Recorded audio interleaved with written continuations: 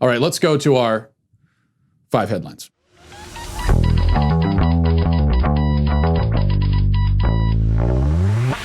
All right, number 1, you've probably heard this by now, but let's play it again anyway, just for old time's sake. What you all know, but most people don't know, unlike the African American community, with notable exceptions, the Latino community is an incredibly diverse community with incredibly different attitudes about different things. Yes, there is Joe Biden suggesting, for a very inconceivable reason, that black people are a monolith and they all think exactly the same. Now, he posted a statement last night clarifying those remarks, but the clarification doesn't really clarify anything. This is what he says. Earlier today, I made some comments about diversity in the African American and Latino communities that I want to clarify.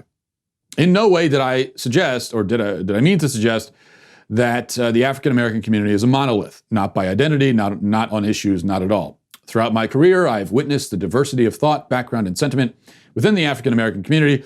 It's this diversity that makes our workplaces, communities, and country a better place. My commitment to you is this: I will always listen. I will never stop fighting for the African American community, and I will never stop fighting for a more equitable future. See, that's not really a clarification, because he didn't explain just exactly what he was trying to say with his original comment. That's what a clarification clarifies. It makes clear what was said before. But that doesn't do it, because what he said in the original comment was unambiguous. He straight up said that the black community is not diverse. He was claiming that all black people think alike. This is not the first time he said that. Remember, famously, he said that if you don't vote for him, you ain't black. Okay, this is a common theme that he goes back to. And it doesn't even need to be said, but I'll say it anyway. Just imagine the reaction if Donald Trump said any of that. Okay? Donald Trump is constantly accused of saying racist things. I can't think of an example of something that Donald Trump has actually said publicly, is confirmed to have said, that approaches just these 2 examples in terms of racism. I can't think of anything that gets near it.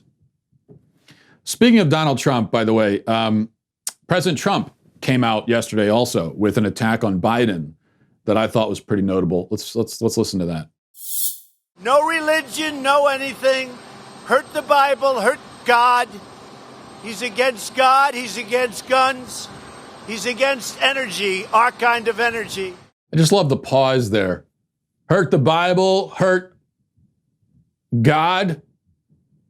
He's going to hurt God. He's going to kick God in the shins and stomp on his foot, hurting God. I see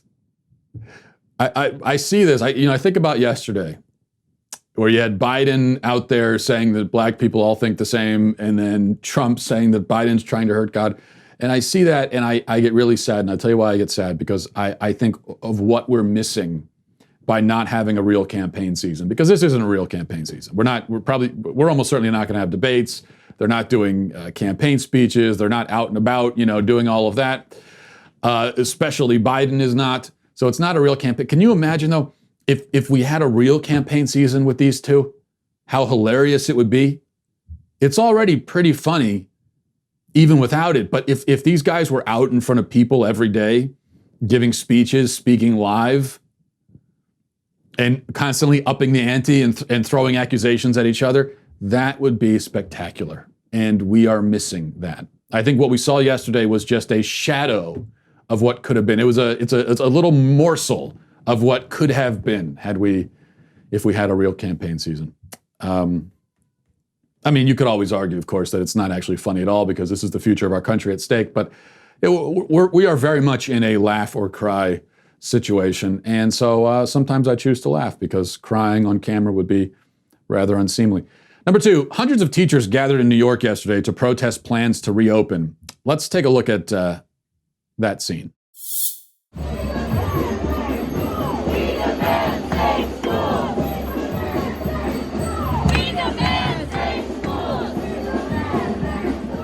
Yes, they were carrying a coffin. There was also a guillotine. Coffins and guillotines is what they brought. Now, if it were up to me, we would just fire all of these pathetic, useless cowards. You're marching through the street with a coffin, weeping, because you have to go back to work after 5 months. My God, you pitiful clowns. And you know something? I guarantee that every single one of those people, every single one, they've all been to Target. They've all been to fast food drive-thrus, many other businesses. They've ordered Amazon pickup.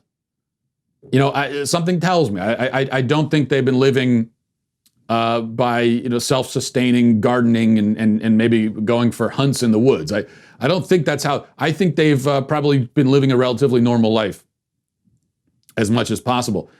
So the point is, they have no problem with those employees being back at work. The Target cashier, they got no problem with her being working. They have no problem with sending the Target employees to the guillotine by their own logic. They're fine with that. But them? They have to work? Them? Oh no, they're teachers. You can't make them work. These are hallowed, sainted heroes. Hallowed, sainted heroes that don't want to go to work and provide an education because they're scared. Real heroic. So I guess I should issue my own clarification. I said that the teachers were protesting reopening. Now, they weren't protesting reopening anything but schools. They're fine with everything else being open and everybody else working, just not them, because they're special. Number 3, the actress Maddie Ziegler, who I've never heard of, but apparently, well, she's an actress. She has now apologized for racially insensitive videos that she made. And she said in her apology, quote, "I know some of you are hurt and may not accept my apology." And then she also said she was ashamed and truly sorry. And she goes on, it was a lengthy statement apologizing. And this is where I should probably mention that she's apologizing for supposedly racist videos that she made when she was 9 years old. 9. She is 17 now. So that was 8 years ago. At the age of 9, she made, quote, racially insensitive videos and now has been forced to apologize. All I'm going to say about that is, if you, as an adult, have ever been hurt by insensitive comments from a 9-year-old, then you need to consult a psychologist about your undiagnosed mental illnesses. Assuming, now maybe Maddie Z, I don't know anything about this, maybe she just on her own decided to come out and apologize. If so, then fine. But if this was precipitated by any sort of pressure from anybody who had their feelings hurt by 8 videos from 8 years ago of a 9-year-old, then yes, I would say seek psychological care. Okay, number 4, a few days ago I showed you that picture of Jerry Falwell Jr., Liberty University president, on a yacht with his pants unzipped and his shirt pulled up, standing with a woman who had her pants unzipped and had her shirt pulled up, and he appeared to be holding an alcoholic beverage. And it all sort of appears to be not exactly the kind of thing that the president of a conservative Christian school would want to, especially a conservative Christian school that expels kids for drinking and acting just like is portrayed in that photo. Not the kind of thing he'd want to post on social media, but he did post it and then he took it down, but of course it was too late. Now, a couple days later, this clip that I'll play for you in a second, supposedly of Jerry Falwell Jr. calling into a morning radio show and explaining himself, started making the rounds. And I swear to you, I heard this thing and I really assumed right away that it was fake, that it was some kind of morning radio, morning zoo gag or something, or somebody calling in pretending to be Falwell. But apparently, according to Politico and other outlets, this is real. This is really Falwell. And this is actually from a news talk radio show in Lynchburg, Virginia, where Liberty University is located.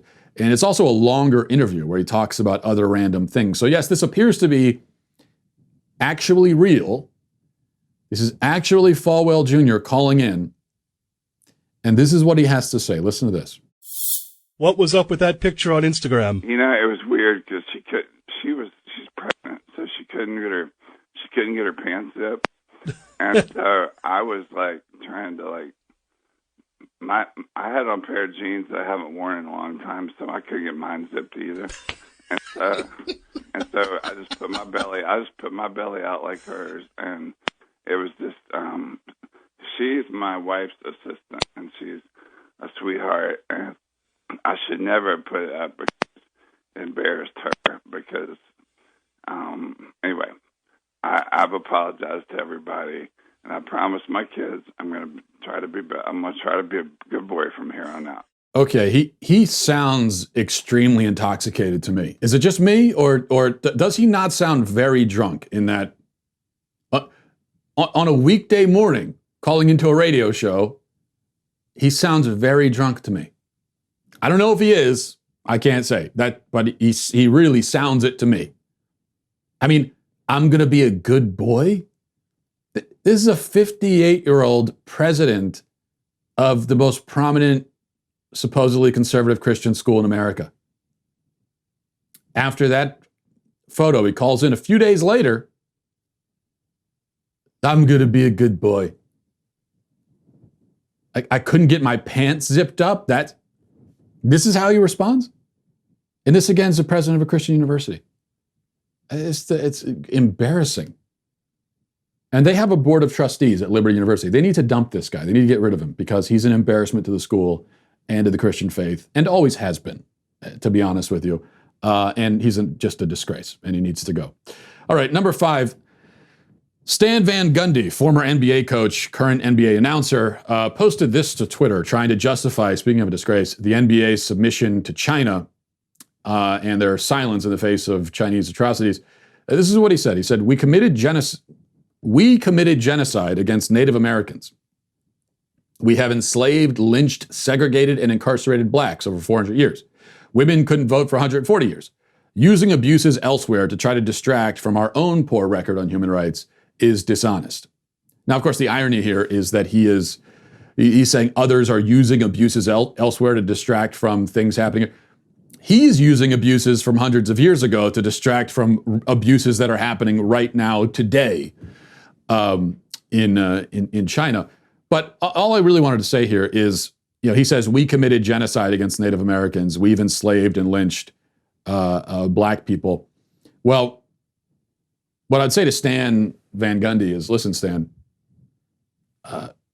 if you have committed those crimes, then you need to turn yourself in to the authorities immediately. I appreciate you confessing to it and accepting some accountability, but the real accountability for you you're confessing here. You've said that, that includes yourself. So you've said that you have committed genocide and you've enslaved and lynched people. You need to contact the FBI and turn yourself in immediately. Now, me personally, I've never done any of those things. I haven't done anything close to any of those things. Nobody in my family has even done any of those things. So I am 100% innocent of all of those crimes. I don't know who the we is here. It certainly isn't me. So you're being a little bit, you're being vague here. I'm not exactly sure.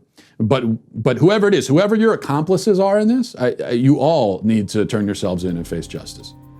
So that's all I can say about that. That is a stunning admission and confession from Stan Van Gundy. I'm surprised it's not getting more coverage. Thank you for tuning into the Daily Wire, one of the fastest growing conservative media outlets in the entire country. If you enjoyed this video, be sure to give it a like and a subscribe to our YouTube channel so you don't miss out on any of our content.